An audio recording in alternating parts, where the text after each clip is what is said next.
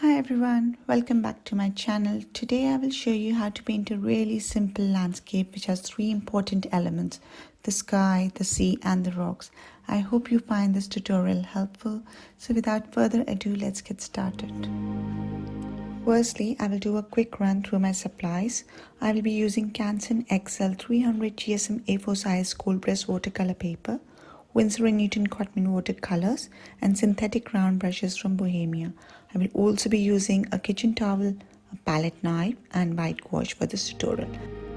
I'll put a link of all the materials I've used in the description below. So let's start painting now. Firstly, I'll do a quick sketch of the rocks. So I got my reference picture from Pixabay Free Images. I'm going to put a link in the description below. So I have pre-wet my surface, top half of the sheet where my sky will be. And I'm just carefully going around the rocks, making sure I do not go over it. And I've dropped in some Indian red color on the top, and now I'm using some Prussian blue color. And I'm doing the same for the sea as well.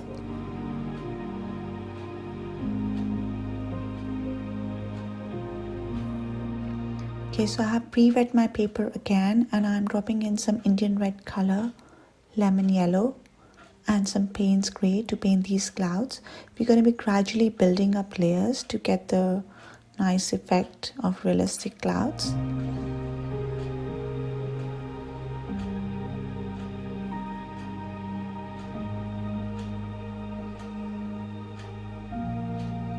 I'm working on the left side of the sheet as well. I have pre-wet my surface again. It's always a good idea to work wet on wet to paint these clouds, because then you get really smooth edges.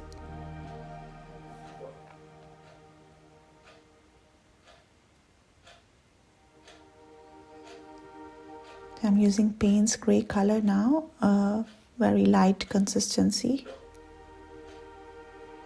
Okay, we'll start painting the rocks now. So we're starting to paint the rocks now. I'm using a very dilute Indian red color, and I'm dropping in some sepia color now.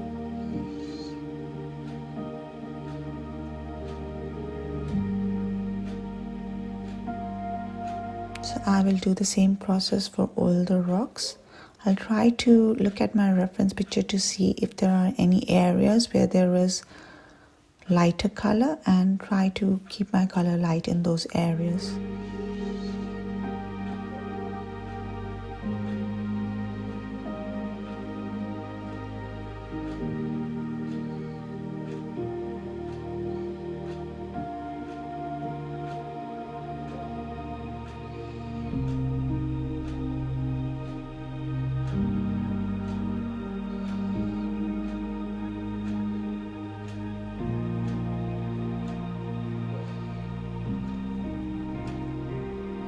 So I'm now re-wetting the top half, and I'm just adding in a little bit of cadmium red color, wet on wet again.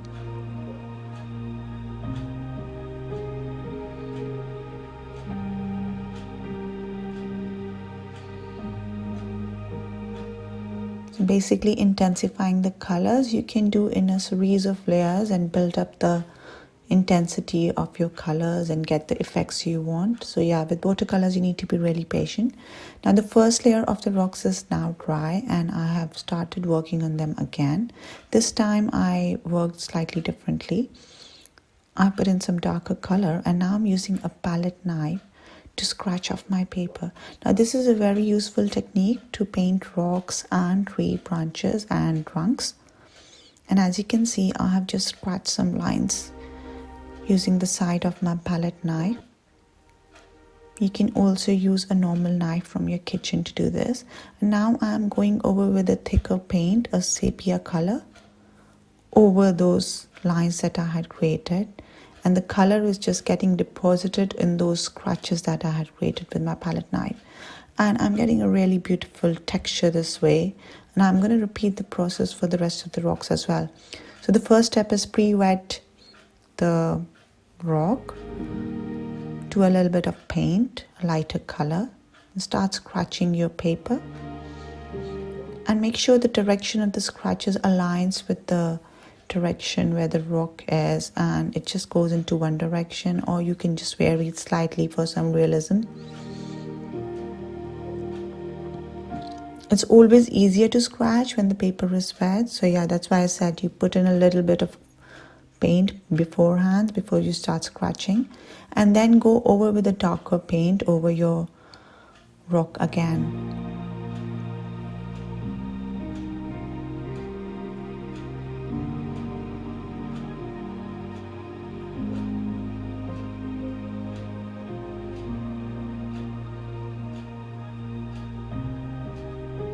I know some of you may not be comfortable doing this, but I recommend that you should definitely give it a try, because you will be amazed by the effects you can create using this technique.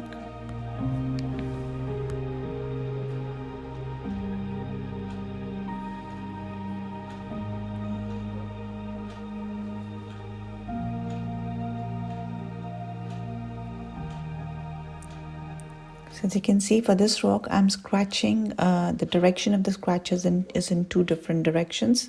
One goes to the left and one to the right. So this gives a kind of a 3-dimension to my rock as well.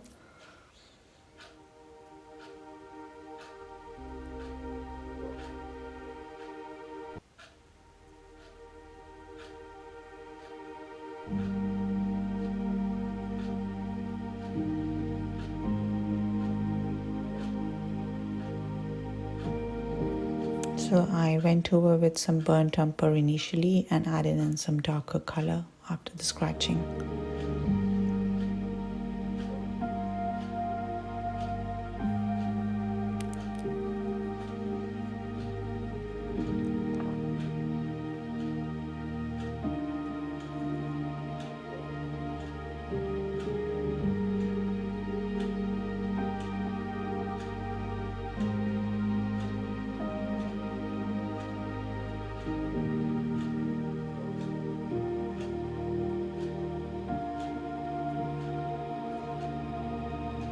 So I'm making sure the bottom part of the rocks is really smooth. I don't want any hard edges there, because basically half of our rock is dipped in water.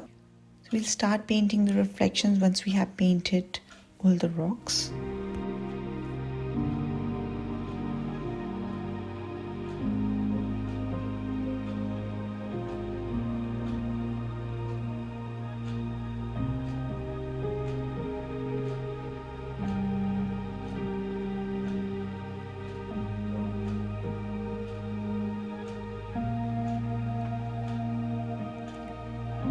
So I'm pre-wetting the bottom half of the sheet now, because we'll be painting water and reflections now.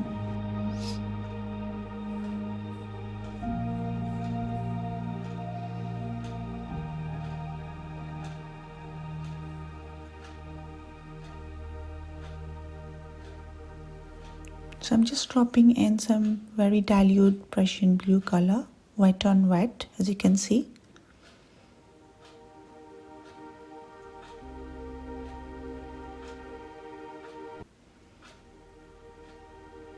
I'm pre-wetting the right side of my sheet as well, and I'm dropping in some Prussian blue color again.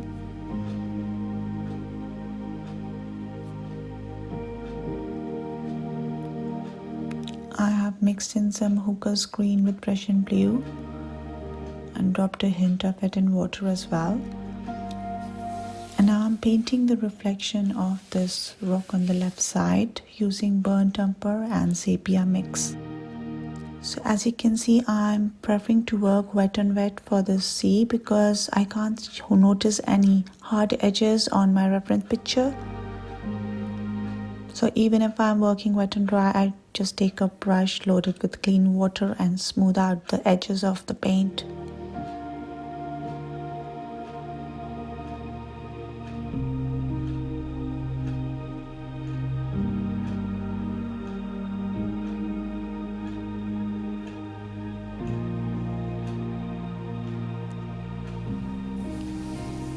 So I'll go back to my clouds now, which is dry. So I'm going to re-wet it, and I'm adding a little bit more cadmium red color just to intensify the color.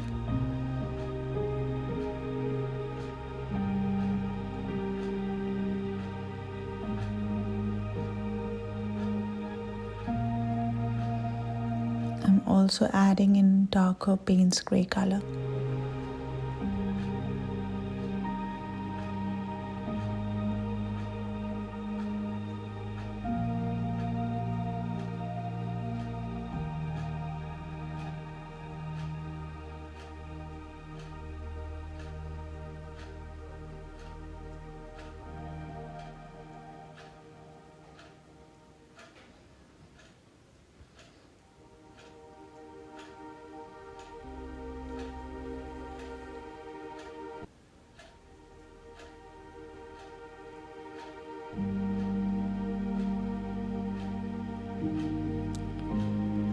I'll be painting a bit of reflection of these rocks in the water. I painted it some darker Hooker's green, a little bit of Payne's gray, white on white.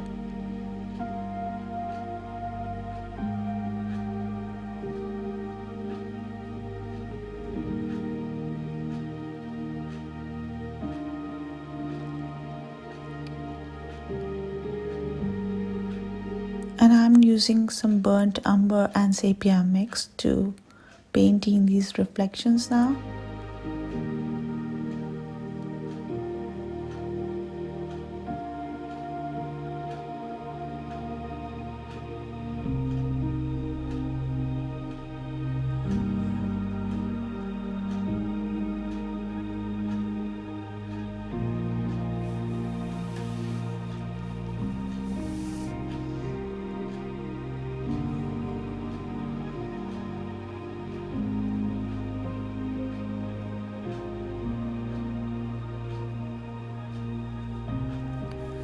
I thought I lost some of the white in the clouds, so I'm now using white gouache.